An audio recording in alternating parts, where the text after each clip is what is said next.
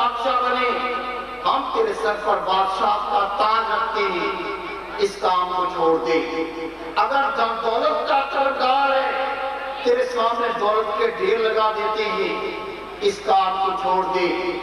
آپ نے فرمایا مجھے میرے رب نے نبی بنا کر مبعوث فرمایا، میں تمہیں اللہ کی طرف بلاتا ہوں، خدا کی قسم اگر تم نے اس پیغام پر لبیک کہا تم دارین میں فلاح پا جاؤ گے، اگر میری بات کو نہ مانا میں صبر کروں گا اور اللہ ہمارے درمیان فیصلہ کر دے گا۔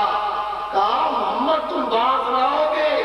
آپ نے فرمایا بیٹھو میں تمہیں کچھ سناتا ہوں۔ حدیث پاک پڑھ کے دیکھیے، قرآن پاک اس پر نازل ہوا تھا اور رسول پاک کی ذات گرامی کی رب کے محبوب نے اپنی زبان مبارک سے سورۃ حامیم کی تلاوت شروع کی۔ جب آیت سجدہ پر پہنچے رب کے رسول نے اپنا سر سیدھے رکھ دیا۔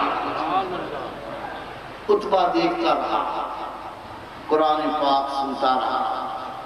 میرے محبوب نے فرمایا جو میں نے سنانا تھا سنا دیا، اب تیری مرضی۔ پہلے اتبا آیا تھا تو سینہ آکڑا ہوا تھا، اب جو کھڑا ہوا تو گردن جھکی ہوئی تھی۔ پہلے جب آیا تھا یہ تکبر کا پیکر بن کر آیا تھا، اب واپس پلٹا تو عظیم ساری کا پیکر تھا۔ جیسی پلٹا آئی حدیث پاک پڑھ کے دیکھیے، عرب کے قریش کہتے ہیں، کفار مکہ کہتے ہیں جو اتبا گیا تھا ارے وہ اتبا واپس نہیں آیا، دیکھو نظر کس طرح جھک گئی، دیکھو کس طرح ہنسی کر کے چلتا ہے۔ خدا پاک کی قسم یہ اتبا وہ نہیں جو اتبا گیا تھا، تھوڑی دیر گزرتی ہے اتبا واپس پہنچتے ہیں۔ قریش مکہ کہتے ہیں اتبا بتاؤ کیا بات ہوئی؟ کہا اگر میری بات کو مانو تو محمد کا پیچھا چھوڑ دو، جو میں کلام ان سے سن کے آیا ہوں رب کی قسم وہ انقلاب لانے والا ہے۔ تم باز آ جاؤ، عرب کی بہت قومیں موجود ہیں، اگر انہوں نے مقابلہ کیا اور محمد کو نعوذ باللہ قتل کیا تمہاری چاہت پوری ہو جائے گی، اور اگر محمد کامیاب ہو گئے تو عرب ہے، عربوں کی دنیا پہ حکمرانی ہو جائے گی۔ ابو جہل کہتا ہے تیرے گھر میں روٹی ختم ہو گئی ہے، محمد کی حمایت کرتا ہے میں تیرے گھر میں کھانا بھیج دوں گا۔ سن کر عتبہ بن ربیع کے تن بدن میں آگ لگ گئی، ناروا ہو کے چلے گئے۔ حدیث پاک میں آتا ہے قریش مکہ کو صبر نہ تھا، کہا جلدی کچھ کر لو۔ آئیے حدیث پاک پڑھ کے دیکھیے، تمام کفار اکٹھے ہو کر مکہ معظمہ میں بیٹھے ہیں، اللہ کے محبوب کو بلایا گیا۔ یہ باتیں پھر دہرائی گئیں کہ اس دین کو چھوڑ دے، ہمارے آبا اجداد کو کافر نہ کہے، ہمارے بتوں کو برا نہ کہے۔ اللہ کے محبوب نے فرمایا جب تک میرے جسم میں جان میں اللہ کا پیغام دیتا رہوں گا اور میں تمہیں کہتا رہوں گا اللہ کے سوا کوئی معبود نہیں اور میں خدا کا رسول ہوں۔ استقامت کی پہاڑ۔ ابو جہل کہنے لگا شاید تم کامیاب نہ ہو، میں نے تو ایک بات سوچ لی ہے۔ کفارہ نے مکہ نے کہا تم نے کیا سوچا ہے؟ کہا میں نے سوچا جب محمد صلی اللہ علیہ وسلم صبح خانہ کعبہ نماز فجر ادا کرنے آئیں گے، میں ایک بڑا پتھر اٹھا کر اس کے سر پر دے ماروں گا، اگر تم چاہو مجھے ان کی قوم کے حوالے کر دینا اور اگر چاہو تو اپنی پناہ میں لے لینا۔ تمام سردار کہتے ہیں رب کی قسم ہم تم ان کے حوالے نہ کریں گے، ہم تمہیں پناہ دیں گے اگر تم یہ کام کر لو، ہمارے سینوں کو ٹھنڈا کر دو گے۔ آئیے حدیث پاک پڑھیے، رات کا وقت آتا ہے، قریش کے مکہ اکٹھے ہو کر یہ تماشا دیکھنا چاہتے ہیں کہ صبح کیا ہوتا ہے، تمام گھاٹ لگا کر بیٹھ گئے اور ابو جہل نے کیا کیا، ایک پتھر رکھ کر وہ بھی بیٹھ گیا۔ صبح نماز کا وقت ہوتا ہے، رسول پاک تشریف فرما ہوتے ہیں، آپ نے پہلے قیام کیا پھر رکوع کیا، جب سجدے میں گئے ابو جہل نے پتھر اٹھایا اور اللہ کے محبوب کی قریب پہنچا، جیسے قریب پہنچا ایسے پلٹ کے بھاگا کہ بدواس ہو گیا، چیخے مارتا ہوا غائب میں مارا گیا، غائب میں مارا گیا کہہ کے بھاگتا ہے، اور جس ہاتھ میں پتھر تھا وہ ہاتھ سوکھ کے ٹیڑھا ہو گیا۔ اللہ اکبر یا رسول اللہ۔ قریش مکہ نے کہا ابو جہل محمد کے سر پر پہنچ کے واپس آ گیا، یہ تو نے کیا کیا؟ کہا رب کی قسم اتنا بڑا اونٹ، اس کا اتنا بڑا سر، اتنی موٹی گردن، اگر میں چند ساتیں رک جاتا وہ مجھے چبا کے کھا جاتا۔ تم نہیں دیکھتے میرا ہاتھ سوکھ گیا، تم نہیں دیکھتے میرا ہاتھ ٹیڑھا ہو گیا، میں کچھ بھی نہ کر سکا، اور روتا ہوا مجھے ذلیل ہو کے واپس لوٹ گیا۔ جن لوگوں نے رسول پاک پر کلمہ پڑھا ان کا ذکر سنتے جائیے، وہ اس طرح سے استقامت کے پہاڑ تھے۔ بی بی سمیہ رضی اللہ تعالیٰ عنہ یہ پہلی عورت ہے جس نے اپنی جان اللہ کے نام پر قربان کی، اور دین اسلام جب اللہ کے محبوب نے جب دین اسلام پہنچایا تو بی بی سمیہ وہ ذات ہے جس نے سب سے پہلے اپنی جان کا نذرانہ پیش کیا۔ ابو جہل کی لونڈی تھی، رسول پاک صلی اللہ علیہ وسلم پر کلمہ پڑھا، ابو جہل کو معلوم چلا، کہا سمیہ تو میری لونڈی ہے، میں تیرا آقا ہوں، میں تمہیں اجازت نہیں دیتا کہ تم محمد پر کلمہ پڑھو، اس کا دین قبول کرو۔ بی بی سمیہ نے فرمایا میں خدا کے محبوب کی ہو گئی، میں نے دین اسلام قبول کر لیا، جو تیرے من میں آتا ہے کر کے دیکھ لے، میں دین اسلام نہیں چھوڑ سکتی۔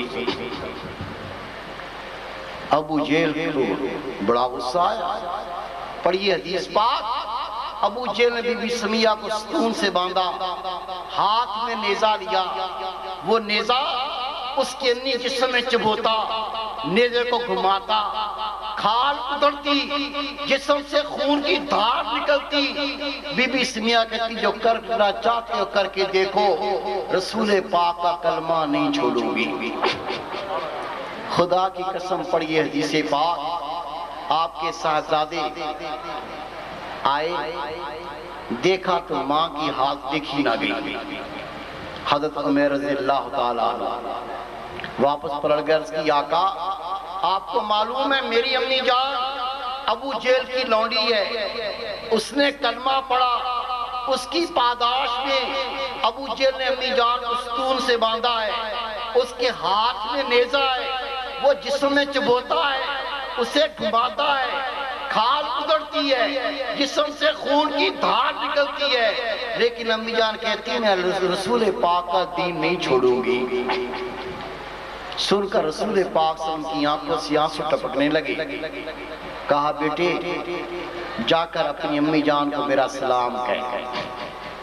نصیب دیکھو اللہ کے رسول کا سلام پہنچ رہا ہے، کہا جا اپنی امی سے میرا سلام کہہ، اور امی سے کہنا اگر اس حال میں تیری جان نکل گئی اللہ بغیر سابقہ جنت عطا فرمائے گا۔ اللہ کا پاک کلام پڑھیے، قالوا ربنا اللہ ثم استقاموا، جو اللہ کے بندے اپنے رب کو یاد کرتے ہیں، رب کا دین قبول کرتے ہیں، نیکی کو بناتے ہیں، پھر ثم استقاموا تتنزل علیہم الملائکہ الا تخافوا ولا تحزنوا، جب ایسی کیفیت آتی ہے ان پر فرشتوں کا نزول ہوتا ہے، وہ کہتے ہیں نہ غم کا نہ خوف کر، اور اس کو جنت کی بشارت دیتے ہیں۔ کہا جا کے میرے محبوب سے کہہ آقا ابھی جان نہیں نکلی، روح جسم سے جدا نہیں ہوئی، میں جنت کا مقام دیکھ رہی ہوں۔ ابو جہل نے دیکھا، اللہ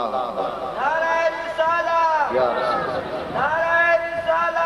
رسول اللہ، ابو جہل نے دیکھا مکہ والے اکٹھے ہیں، مکی والوں نے کہا سمیہ جوانی پر رحم کھا، تمہیں پتا ہے ابو جہل کو یہ قبول نہ ہوگا کہ رسول پاک پر تو کلمہ پڑھے، تو ابو جہل کی لونڈی اس کی اطاعت کر۔ بی بی سمیہ نے کہا یہ تو ایک جان ہے، سمیہ کی 1000 جانیں ہوں وہ تو رسول پاک کے قربان کر دے گی۔ یہ سن کر ابو جہل کے تن میں آگ لگ گئی۔ حدیث پاک پڑھ کے دیکھیے، اس نے 2 اونٹ منگوائے، ایک اونٹ کو دائیں طرف کھڑا کیا، دوسرے کو بائیں طرف کھڑا کیا، دائیں کان کو دائیں اونٹ سے باندھا، بائیں کان کو بائیں اونٹ سے باندھا۔ مکے والوں کی چیخیں نکل گئی، اور ظالم کیا کرتے ہو، اور اللہ کے بندے کیا کرتے ہو۔ ابو جہل کہتا ہے ایک موقع دیتا ہوں، رسول پاک کا کلمہ چھوڑ دے نہیں تو پچھتائے گی۔ بی بی سمیہ کے چہرے پر مسکراہٹ ہے، اسے کیا معلوم، وہ تو جنت کا مقام دیکھتی تھی۔ کہا جو کرتا کرنے دو، اللہ کا دین نہ چھوڑوں گی، رسول پاک کی غلامی نہ چھوڑوں گی۔ ابو جہل نے دونوں اونٹوں کو ہانک دیا، آپ 2 حصوں میں تقسیم ہوگی، کلمہ نہیں چھوڑا۔ ہمیں کیا مشکل آئی ہے؟ سر میں درد ہو جائے، ارے بھائی صبح سے تُو نے کوئی نماز ہی نہیں پڑھی، کیا کروں سر میں درد ہو رہا، قربان تیرے درد پر۔ او بھائی تو تو بڑا نمازی تھا، فجر کی نماز میں دیکھتا ہی نہیں، یار آنکھ نہیں کھلتی، آنکھ نہیں کھلتی۔ سن میرے بھائی، میرے بیٹے، رسول پاک صلی اللہ علیہ وسلم فرماتے ہیں جہنم کا سب سے کم عذاب یہ ہے، جہنمی شخص جس کو سب سے کم عذاب دیا جائے گا، اسے جہنم کی جوتی پہنائی جائے گی، اس سے اس کا دماغ اس طرح ابلے گا جس طرح دیگچی میں پانی ابلتا ہے، اور پانی بن کے کانوں سے نتنوں سے بہتا پھرے گا۔ اور جس نے جان بوجھ کر ایک نماز قضا کی ہوگی، چھوڑی نہیں، جان بوجھ کر قضا کی ہوگی، اسے 80 عقبے جہنم کا عذاب ہے۔ عرض کی آقا عقبہ کیا ہوتا ہے؟ رب کے محبوب نے فرمایا ایک عقبہ 80 برس کا ہے۔ صبح آنکھ نہیں کھلتی، نوکری کا لیٹر مل جائے، نوکری کون سی؟ چپڑاسی کی نوکری، پیون، لیٹر آ جائے کہ صبح تیرا انٹرویو ہے، رات کو 10 آنکھ کھلتی ہے، دیر نہ ہو جائے انٹرویو پہ جانا ہے۔ یہ نماز چپڑاسی کی نوکری سے بھی چھوٹی چیز ہے، جس کے لیے رسول پاک فرمائے بھی آنکھوں کی ٹھنڈک، جو اللہ کے رسول کی آنکھوں کی ٹھنڈک وہ چپڑاسی کی نوکری سے بھی کم ہو گئی۔ میرے بھائی، میرے بیٹے، بہت جلدی آنکھیں بند ہونے والی ہیں، یہ سارے قصے کھل جائیں گے، لیکن پھر بیکار ہو جائے گا، پھر کام نہیں آئے گا۔ ہر شخص جس نے رسول پاک صلی اللہ علیہ وسلم کا کلمہ پڑھا ہے، وہ نماز پڑھنا چاہتا ہے، داڑھی رکھنا چاہتا ہے، گناہ چھوڑنا چاہتا ہے، نیکی کرنا چاہتا ہے، لیکن خدا کی قسم کر نہیں سکتا۔ کیوں نہیں کر سکتا؟ یہ دل سیاہ ہو گئے، دل سخت ہو گئے، دل پتھر ہو گئے، نیکی چاہنے کے باوجود کر نہیں سکتا، اور گناہ سے بچنے کے باوجود گناہ سے بچ نہیں سکتا۔ یہی باطن کی سیاہیاں اور گندگیاں ہیں جس نے اللہ سے دور کر دیا اور شیطان کے قریب کر دیا۔ میرے بیٹے، میرے بھائی، میری پیاری بہن، میری بیٹی، اگر بخار کا علاج ہے، اگر ٹی بی کا علاج ہے، اگر اور پیٹ درد اس کا علاج ہے، تو کیا ان کا علاج نہیں؟ ان کا بھی علاج ہے۔ اور رسول پاک اس دنیا میں طبیب بن کر آئے، دلوں کو پاک کرنے کے لیے آئے۔ جس نے اس تعلیم پہ عمل کیا ان کا دل پاک ہو گیا۔ پہلے وہ نماز نہ پڑھتا تھا، جب دل پاک ہو گیا تہجد کے نفل بھی پڑھنے لگ گیا۔ یہ دل پاک کیسے ہوتا ہے؟ اللہ کے محبوب سے عرض کریں آقا ہم بھی دل پاک کرنا چاہتے ہیں، دل پاک کیسے ہوتا ہے؟ رب کے محبوب نے فرمایا ہر چیز کو پاک کرنے کا کوئی نہ کوئی آلہ ہوتا ہے۔ کپڑا گندا ہو جائے پانی پاک کرتا ہے، لوہا گندا ہو جائے آگ کی بھٹی پاک کرتی ہے۔ رب کے محبوب فرماتے ہیں دل کی پاکی اللہ کے ذکر سے حاصل ہوتی ہے۔ اللہ کا ذکر 2 قسم کا، ایک زبانی ذکر، دوسرا دل کا ذکر. حدیث پاک ہے زبانی ذکر سے دل کا ذکر 70 گنا زیادہ شان رکھتا ہے، لیکن دل کا ذکر بندہ خود بخود نہیں کر سکتا، اس کی اجازت لینی پڑتی ہے. اللہ کا پاک کلام دلیل ہے، فَاسْأَلُوا أَهْلَ الذِّكْرِ إِن كُنتُمْ لَا تَعْلَمُونَ. پوچھو ذکر یا لو ذکر اہل ذکر سے اگر تم نہیں جانتے. ابھی میں آپ کو دل کے ذکر کی اجازت دوں گا، 10 منٹ میں طریقہ سمجھاؤں گا. اگر آپ نے عمل کیا خدا کی قسم میرا کہنا نہیں، چند دنوں میں اللہ دل کی زبان کو کھولے گا.